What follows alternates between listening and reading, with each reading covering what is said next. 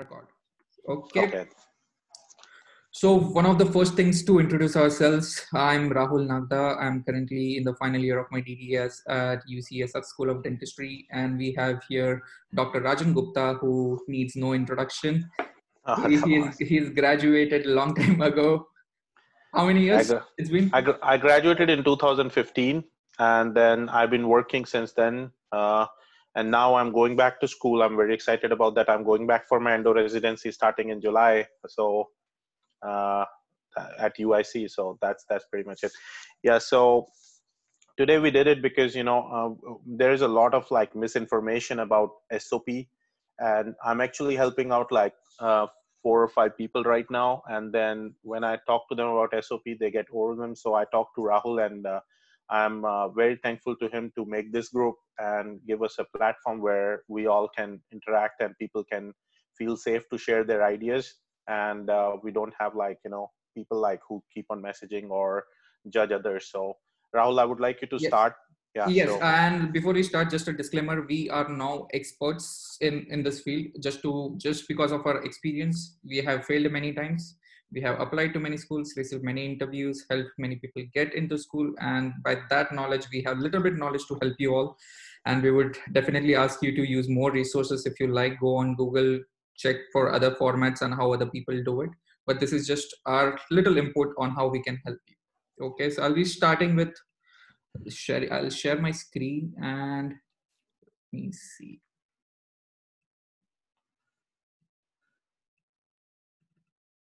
Okay. Can you all see my screen now? You guys can sit in the chat. Yeah. Rajan, I won't be able to see the chat, so you will have to let me know. Okay. I can see your screen, so most likely everybody can see. Yeah, they can see. Okay, perfect. Yeah. So first we'll talk briefly about resume. So resume, many schools ask, many schools don't. So when we talk about resume, okay, let me close this all. Yeah. So when we talk about resume, it has to be around 2 to 3 pages, make it crisp and clear. So just starting, this is just a basic format, what I have done in my resume. So just write your name, address, contact number, and email ID. Do not make it cluttered. I wouldn't advise you to put a photograph, at least for when you're applying for the school. Yes. Rajan, do you agree? Yeah, see, what happens is that what I have seen like in helping out people like for last many years is that they try to confuse resume with the people from IT field. Okay. Right. They IT field people are looking for a job. You guys are applying to a school. There is a big difference between that. So make sure that you guys take that in care. And as he said, it should be crisp. It should be short. Don't try to include like things which are, not like telling too much about you to the reader. Some people, they try to just throw too much information in there, and then what happens is because of that the important information gets missed out. Yeah, right? Absolutely. So just keep it to the bullet points. Yes. So yeah, so just include first should be your education. Just write your name, where you have done your home country. If you want to include, if you have a really good GPA, write the GPA. If you don't have a very good GPA, don't mention it in your CV. Okay, that's okay. They will see your EC report and they will do that. Second would be work experience. When you have been worked as an associate dentist or whatnot, describe your work profile. Give some info in 1 or 2 lines only. Do not give a lot of details. Keep it crisp so that usually it's said that when someone reads your CV or resume, they usually have like 30 to 60 seconds to glance everything. Yes. So all the bullet points they should know within that time. So just keep the info short. Just write what your work profile was, what was your role, how many hours did you work, it was something different or not. So you can write about various things like associate dentist, if you're in a faculty position, you did some shadowing, or how many hours that. I would like to add something here. Sure. What I've seen many people, what they do is they make like bullet points. So many in this associate dentist or community work, they will write down that, oh, I had done a prophy over there. There's no need to explain those things. All you have to say is what a general dentist does, like mainly if you have done some specialty work, like imagine you are working in a general dentist office, but you were doing perio surgeries over there. You can mention a little bit about that, but don't get too crazy about that, because you have a very limited space for the other person to kind of go through the CV fast. Right. Research work, if you have any, write the research, which school or which lab you did, who was your principal investigator, and what type of research you did. You could write about publications. While you write about your publications, cite your work, and when you cite, just bullet your author. Okay, so they know which author you are, whether your first author, fourth author, whatnot. So you can write a publication. So this keep the your main, what I can say, main highlight of your career in the first page, so that Yes. they know what you have done. And when you go to second page, you can write about all the extra stuff like leadership activities. You are leader of some kind of student society, or you are chair or class president. You can write those things. Any awards or honors you have received in your BDS career. Have you done any presentations in some kind of societal meet or in your school topic, or just write the topic or any poster topic. If you received any prize, you can mention that. Community service also, you can mention different community service, mention the date for how long you were there, and also Yeah. if there is something, you can describe your role in the community service. Rajan, Yes. you want to That. add? Yeah, I want to add something about when you are explaining. Can you go a little bit up? So, sometime what I have seen in the leadership and the awards, I have seen like people like mentioning like some awards and leadership which are they're not like very important. So you have to think it this way. Like I had seen one person like they mentioned like awards of their high school in the CV, Yeah. and then I mean that doesn't make sense. You know, you have to think it from the way that a person is reviewing thousands of these CV when they're going through all your CV too. So you have to like stand out. Okay, so you don't want to put down like something that is, and sometimes what happened is like with the community work or the conferences attended, people like I've seen like one CV where a person like attended a conference and then that person mentioned like 12 lectures that they attended over there. I mean, these things, you know, they just eat up the space. So that's something you have to think a little smarter about that. Right, absolutely, I agree. So yeah, you can go down and Yeah, and if there is like, you can explain your award if there is something different or yes, something unique which you received from a president or something like that, a yes, higher governmental institution, you can yeah, explain that. And also in the community service, do explain what was your role, if at all possible. yes. And you can include different types of community services you did. You can also include any extracurricular activities in the last section, which is like least important. If you have really done something, you were like captain of your soccer team or cricket team or any sports team, or you have been continuously working in that role, you can write that. And you can also write something about special interest, if you like to cook, drag, dancing, so they also know you a little bit on a personal level. I mean, you can plug and play with this, you know. I mean, I always, people coming from like international background, I like to see languages in there because I mean, I met a guy who spoke like, you know, 7 languages. That's Right. something, you know, like if I'm in a program where we are catering to like a lot of like, you know, I mean, we cater at USC a lot of Russian people. So that person speak like Estonian, Russian, Latvian, and then that would be interesting to a program director. Hey, you know, like this guy speaks so many language, you know, I mean, but just think of it like, you know, in a little bit, uh, I mean, you can plug and play things around. So Right. yeah, Absolutely. Any quality which will help you succeed in the ID or international program, you can add that thing. yeah.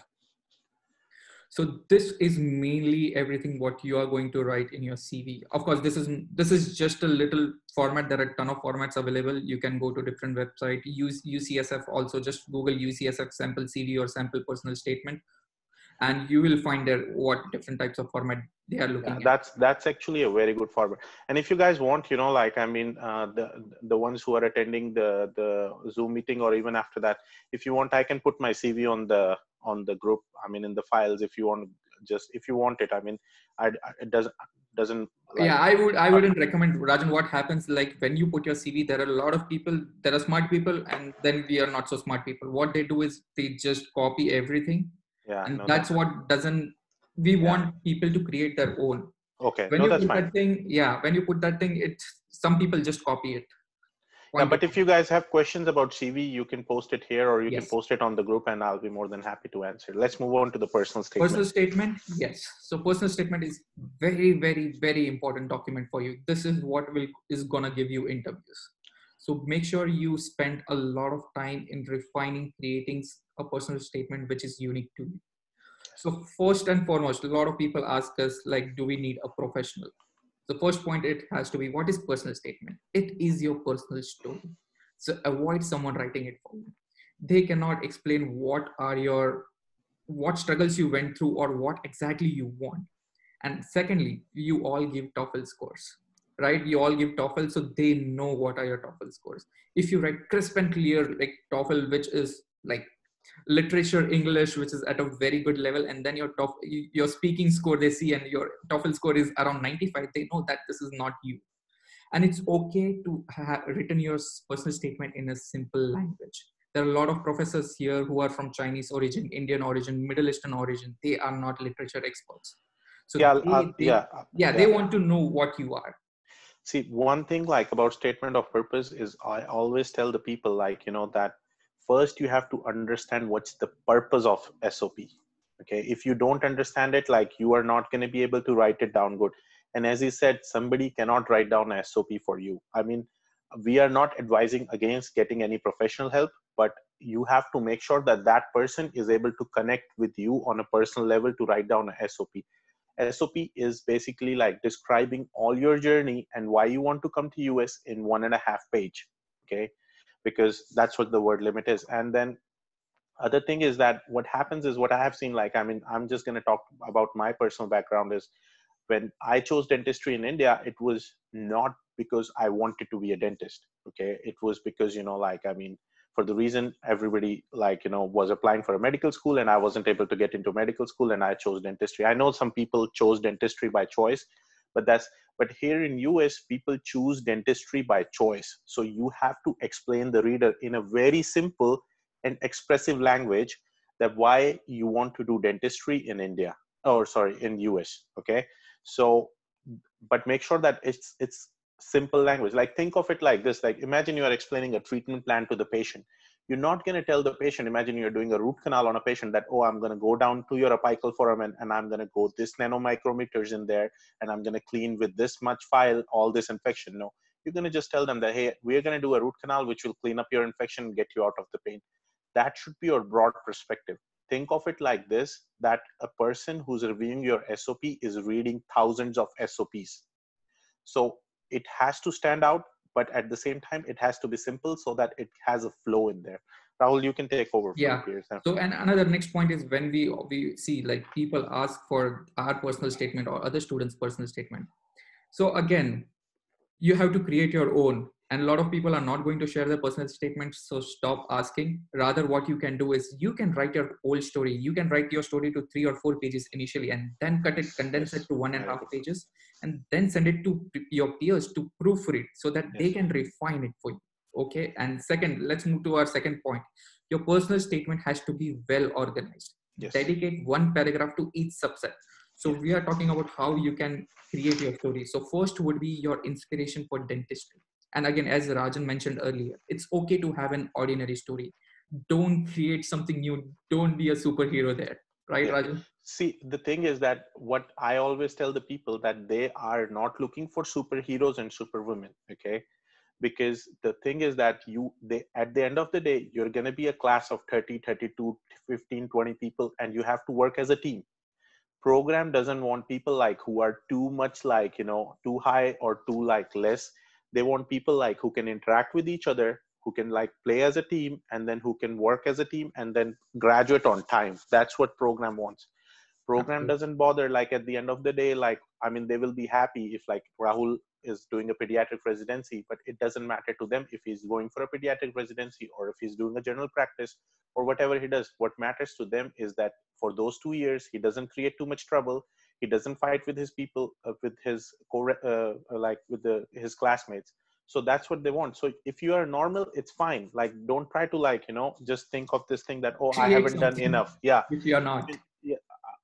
I have seen so many people like, when they come out of the school, they're like, oh, I haven't done enough, because they read these things on the groups where people have done PhDs and other stuff. So that's what we can go back to the structure of the SOP. Right. And also like when you start, you can also have some particular theme. You're interested in sports or you're interested in some other hobby. So you can have that theme in the paragraph and maintain the same theme in each paragraph. Okay. And then you can connect your first paragraph with your last paragraph. That's how, like we all see stand-up comedy. So some joke which he said in the first line, he then connects it with the last line. Yes, very good, very good. So you could do something like that where you create your inspiration for dentistry, and in your conclusion you can connect it with a theme. So you can have that theme as well if you're a good writer. If you're not, it's okay, because they will come to know during your interview that you are not the person who wrote your personal statement. Okay. So in second paragraph or in subsequent paragraph, after you wrote your inspiration for dentistry, keep it to one paragraph only.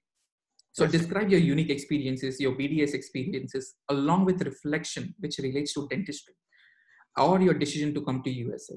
If you had any kind of past failures, so do not linger more on failure, but rather you can explain that how will this failure, what have you learned from that, and how will that failure become your asset in the international program. See, I'll like to add on to this. So Mm-hmm. what happens is that what most important thing in SOP is, imagine like I had a failure. Okay. What's you have to reflect out of that, or I had a success. What people do is success they can see on your CV. If you had a success, you must have gotten an award, you must have published it or something. What they want to see in SOP is that what you learned from it and how it reflects into you today. Okay, so imagine I had done a research back in India, okay, back in like 2012. If I'm writing down an SOP today, I have to show that how that research changed my mindset and how I'm carrying it forward today. And then also, like, whenever I'm writing down SOP, I follow like these 4 things. Like, you have to start thinking like this. Imagine like you're explaining about a research, why you did a research, how you did a research, where you did a research, when you did it. And then it's basically from starting from top. The most important thing is why. Then how you did it is like less important. Where you did it, like, it's again less important. And when you did it is least important, because that they can see on the CV. So that's how you can structure everything in there. And then, as he said, like, you can basically divide into some paragraphs so that it has a structure. Go ahead, Rahul. Yeah. And then the next point would be why you want to come to USA. Yes. Either you can give this one paragraph, like what brings you to US or why you want to come to USA, or you can, in the beginning, you can write the reason for coming to USA, and with each subset or each with experience, you can create something like this reinforced your decision to come to USA. So after every paragraph, the reader knows that yes, this was the experience, or this is something why this person wants to come to USA. And You then can do that. with this one, there is a big confusion about this. Like everywhere outside, people think that it has to be some very solid reasoning. If your family lives here, that's a fine reason. Right. I mean, if you have like your brother here, your sister here, or like you are just excited about coming to US, that's fine. You can mention that like that way. You don't have to write down that, oh, I went to a conference, I met this person, he gave me this and that, and then like I became excited. No, I mean, if you have a normal reasoning, that's fine. They're not going to judge you on based of that. So Right. that's fine too. And one of the professors, like I remember during our initial days, did ask like to all the females, like this was a generalized version of like, we know why did you come to USA? Your spouses are probably working in the tech. So Yeah, I mean, they yeah. have some kind of general idea of See, why we apply here. See, like I'll tell you, like my program director at USC, he is a program director for the Aspect class for 35 years. So imagine like he know people, like he know everyone like in and out. So when he reads an SOP, they can judge. Like if you're writing down, they will appreciate it if you are honest to them. They will actually appreciate your honesty, and it will actually interest the reader too, that hey, like whatever I'm reading, this might be this person is saying honestly too. So don't try to create like 2 fake stories. It's fine to kind of go here a little bit to interest the reader, but I mean, there is no reason to kind of like get overwhelmed by that thing. Okay, go ahead, Rahul. Right. So next would be to your strengths. Provide examples that demonstrate your skills, something you accomplished, your teamwork. It's okay if you're not a leader. If you're a team player, Yes. mention that. Do not create a leader if you are not. They will come to know from your CV. Like there are no leadership goals, and then you write you want to lead some company or you are a leader. They come to know, or even when you speak, they will give you some examples. So do not fake here. Whatever strengths you have, it's okay. Do not go with the group. There are some unique strengths which you have which no one else has. Yes. So yes, Rajan, you can. Yeah, see, that's again coming back to the same point. What a program needs, they just need 1 or 2 leaders in that whole class. imagine like you're working in a class where everybody is a leader, right? I mean, everybody's going to fight over there. So they want people who can follow a leader too. They want one or two leaders, which is fine. You know, they will structure their class like this. Trust me, like program directors spend a lot of time in structuring a class. Sometimes I Absolutely. have seen that they let a person who has a higher qualification to let him go off like the class just because, you know, he was not fitting into the class. So if you are a team, if you want to follow someone and that's how you like, you know, that's fine, you know, at least, but just show it in a way that, hey, you know, like I have a motivation, I can follow people, and that's your strength, right? I mean, it's not easy to follow people. So and then if you're and then other thing what happens is that what I have seen people make a mistake is sometimes, like, imagine people start talking about community services or research, and they get overwhelmed. They keep on talking about that thing. You just have to write down that you have done something, and then main thing is that you have to explain the reader that what you learned out of it.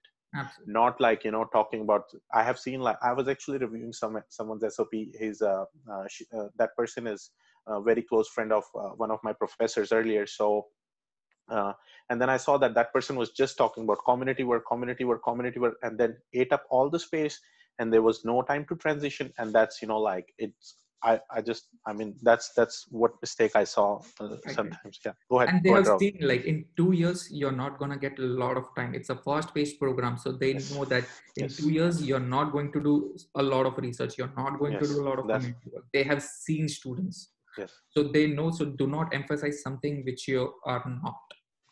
Yes. So, I mean, with the people, like, you know, I've talked to so many people, they're like, oh, you know, like I have done this research and that research. I was like, see, you are not going to get time to do this research in a program. It's a condensed program. You have to finish the same clinical requirement as a person finishing in 3 years, basically, or 4 years of the Mhm. program. So it's a very fast paced program. Some programs you do get time to do some research, which is good, you know, but most of the IDP programs, you don't get time to do research because so don't, I mean, they're not looking for some base. I'm not saying that they're not looking for researchers, but what they're looking for is that how you fit into a class. That's what they're mostly looking for. Go ahead, Absolutely. Rob. Yeah, and you're like towards the end you have to mention your future plans. And again, like I have seen a lot of people mentioning that I want to go into research, I want to go into residency, I want to go into academics. It's okay to tell them that yes, you want to have some money, you want to go to private practice. Private practice. Yeah. Be honest. It's okay, you are not an academician, you're not a researcher. If you have no plans, if you haven't decided which residency you want to go to, it's fine. Just tell them I would directly go to private practice, I want to make some money. It's okay. Yeah. I mean, see, when in the last paragraph, I like to see few things. Okay. So first thing that you should be mentioning, what people miss a lot of time, that why you are deserving enough to be selected among like other 1,000 people. You should give a reason based on all the qualities that you mentioned, that how you're going to be fitting into that team. Okay. You basically think of like this, that you are getting recruited for to be a part of a team, which can be like what's your class size is going to be for whichever school you're applying. And then you have to think it like this, that the person who's basically giving you reading your SOP, he's thinking that okay, this person is going to fit or not. So you have to make sure that you're writing down in a very simple language that, hey, you know, like I'm a team player, I think I'll fit very good, and that's what I'm going to give to the program. Okay, you don't have to write down that, oh, I have done this research and I'm going to publish papers for the school doesn't bother about that, to be honest. Then the other thing is that you have to make sure you have to mention a short-term goal. By short-term goal, I mean to say, what's your plan after 2 to 5 years? Okay, you have to mention your long-term goal, like what's your plan after like 10 years. Like I'll give you my example. So I said that when I was applying for endo residency, that hey, my short-term plan is go and work in a private practice. My long-term plan is that after 10 years, might be when I'm financially stable, I'll come out and I'll work as a part-time private practice, part-time instructor at some school. And then make sure you mention a little bit, like 1 or 2 lines about your personal goal. Like, hey, you know, like I want to bring my family here and I want to, like, you know, help my my mom retire or my dad retire, or I want to help my brother out, you know, something that helps the reader to attach him to your, like, to you, because you are not in front of there. That's SOP. It helps him to, like, hey, you know, like I can relate I more to will the be person. running out of time soon, Yeah. Rajan. So 10 Okay. minutes, maybe we can, you all, if we run out of time and if we don't have a question answer session, I'll create another link on the Facebook. So if we get this closed, come back to Facebook. I'll create a new link for question answer. Okay. Okay. Sorry about that. Yeah. So yeah, so future plans, that's about it. And lastly, you can tell school, why should school select you? What will you bring to the class? What are your unique abilities? Yeah. So, and I mean, as it's written on the, you can go ahead, like, with the points to avoid really quick. And now the points to avoid. Now, do not mention that you are from the best school in the world. They know which country you're coming from, what type of schools are there, what type of education is going on there. Do not write, I am the best. Avoid cliches like your school and faculty are excellent. They have seen this word. Like why you want to go to a particular school, your school is the best, your facilities are world-class, state of art. Avoid those cliches. Rather than write a little bit personal, like why you like that school and whatnot. Too much, as Rajan already described, too much focus on community service and research. Again, no repetition of CV and don't make it too emotional. Okay, so keep it professional. And the last point would be no grammatical or spelling errors. You can show your draft to peers to proofread. You can use tools like Grammarly, or in this section, we do like if at all you're not comfortable or not confident with your English, use a professional for a grammar editing. See, one thing that I can pitch in here is that if you know someone who's studying in a US school, they all have an office where they particularly review your SOPs. So if you are not able to spend that money, like I was in a similar situation, I didn't have money to spend. So I asked one of my friends, he took my SOP and he gave it to the writing center and they gave him corrections. I fixed it and he went. I mean, it was a process 2-3 times. You have to have someone who's in a good contact with you. So that way you can save some money. And those people are very professional and they give very good advices. So that's the way. If you are like having money, you can always hire a professional.